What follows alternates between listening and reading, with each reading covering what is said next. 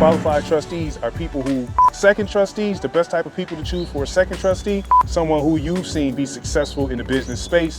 I'm the first person in my family to start a trust. Good language skills, some accounting and some bookkeeping experience will be good, but those are things that you can learn. I learned a lot from YouTube University. They can't be intimidated by legalities, right? They got to be at least familiar or somewhat involved with investment somewhere.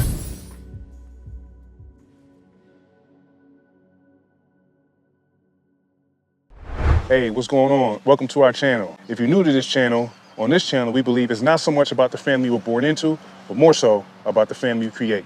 Now, if you like that, consider subscribing. If you clicked on this thumbnail, you must be starting up a trust or thinking about starting up a trust, which is good. You're in the right place. In today's topic, we're going to talk about the trustee. Some of their roles and responsibilities is the first thing that we need to address. So let's dive right in. So the trustee's responsibility to manage assets, protect beneficiaries, and most important, see that assets or funds multiply and pass through to the beneficiary. So also, trustees are responsible for faithful implementation of the trust indenture. So that means the trustee must be faithful to the grantor or the settlor, what they expect to happen with their beneficiaries and what they expect to happen long-term over generations. So it's recommended that you find someone who will abide by that, someone who you trust, someone who sees your long-term visions and goals. I remember when I first started considering trust as a vehicle to protect long-term endeavors that I have for the people that I love and care about. And I was thinking like, damn, okay, a trustee, who do I know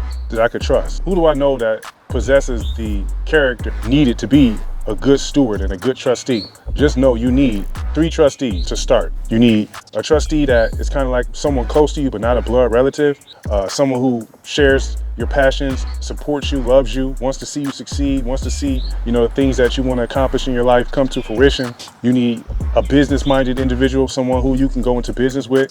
I would say the second trustee, should also be someone who sees your long-term vision. Y'all know these bees. If you're not familiar with the other video that I did, you need to watch that because the bees was out in heavy force then, and I had to end the vlog early because the bees were just so bad. That second trustee should also be someone who respects you and who you respect, who wants to see you succeed in life, who is business-minded or know how to get to the bag, go find the coins, whatever you want to say, because you need that person to help grow the trust corpus. And you have to be able to open and close bank accounts and deal with financial instruments, financial institutions. That's what the second trustee is for. Your third trustee is a trust protector. Now the trust protector, it's a little different than the trustee, the first trustee, who's your right-hand man or your best friend, and the second trustee, who's the business-minded individual. The third trustee is called a trust protector. The trust protector is responsible to beneficiaries to oversee trustees' actions and ensure strict adherence to the indenture. So they get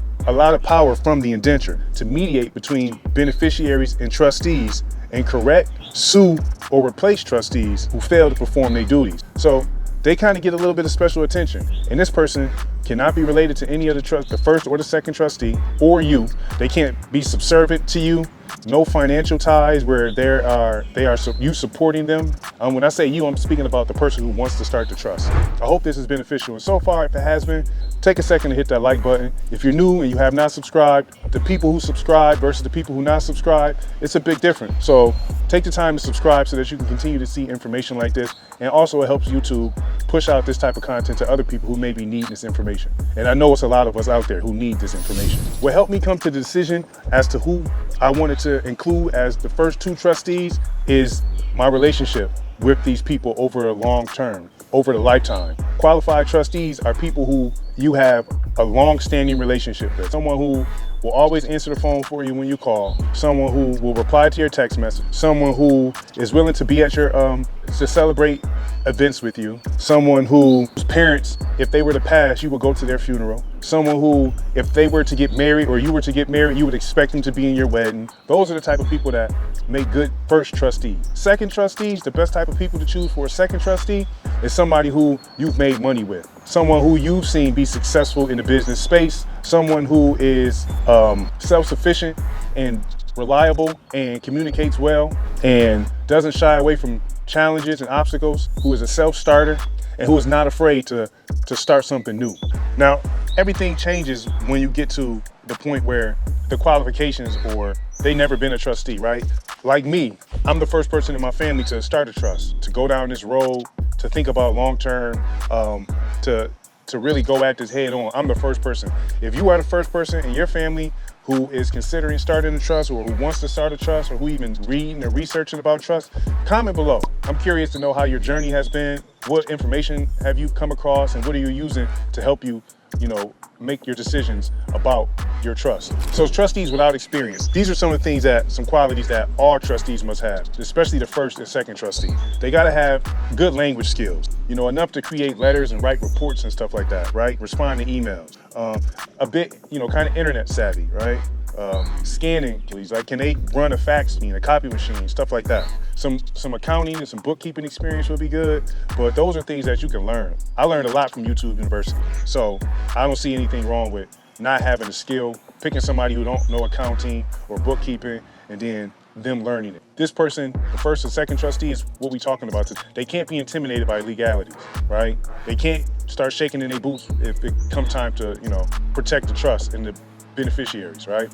And that second trustee, who's the business person, they gotta have at least 5 years of some type of business experience. They gotta be at least familiar or somewhat involved with investments somewhere, and preferably not locked into a 9-to-5 job.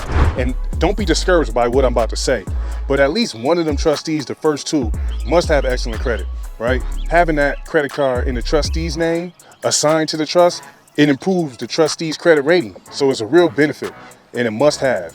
And before you activate this card as a trustee, you have to make sure you record minutes of it, right? Minutes are documents that legitimize the actions of the trustees in the trust name. It's important. Like, I can't stress this enough. Now, if you're new to this channel and you're kind of familiar with trust, and you see and know that what I'm saying is definitely perfect information, but my delivery is off because I'm not sitting in the office with a suit and tie on, that's okay. It's not for you. The information is the information, whether it comes from an attorney or a person who's practically using these type of steps, and that would be me. What you doing? Look like it went to the front. Go get it. It just jumped out. Hey, Juju. How was the thing? How was shopping? Yeah, it was cool. Yeah. We was talking about trustees. Okay. Yeah. Basically said what the first three is. How was the boys? They acting okay? Got everything? They didn't have a tissue or the baby wipes. But I mean, I had the pallets out, but they was like still in the boxes and wrapped up and stuff. Why you ain't bust one open? No. That ain't my job. That's somebody else's job, and I want them to keep their job. I'll get it another time. What kind of tissue? Toilet tissue? Toilet tissue. Yeah, we wasn't out anyways. So remember, the trustee, before activating that credit card for the trust, they have to record the minutes. I wanted to say it again because it's just that important. Record the minutes on all trust actions. It legalizes and legitimizes the actions of the trustee on behalf of the beneficiaries, okay? It's a very important point. You don't want to miss that. And listen, some of this might ruffle your feathers, but these first two trustees specifically should not have a lot of political stuff going on. Like, nothing to get a trust in trouble faster than politics. Steer clear of that. And since I always talk about the trust protector as like the third trustee, let's focus on him last, and then I'm gonna let y'all go. So the first line of defense is the trust protector, to keep the trust safe from litigation stemming from questionable trustee action or from challenges of beneficiary. And although, the trust protector is not a member of the board of trustees, you can still ask them to come to some of the trustee meetings. It'd be good for people to get to know each other and to be familiar with who the players are, right?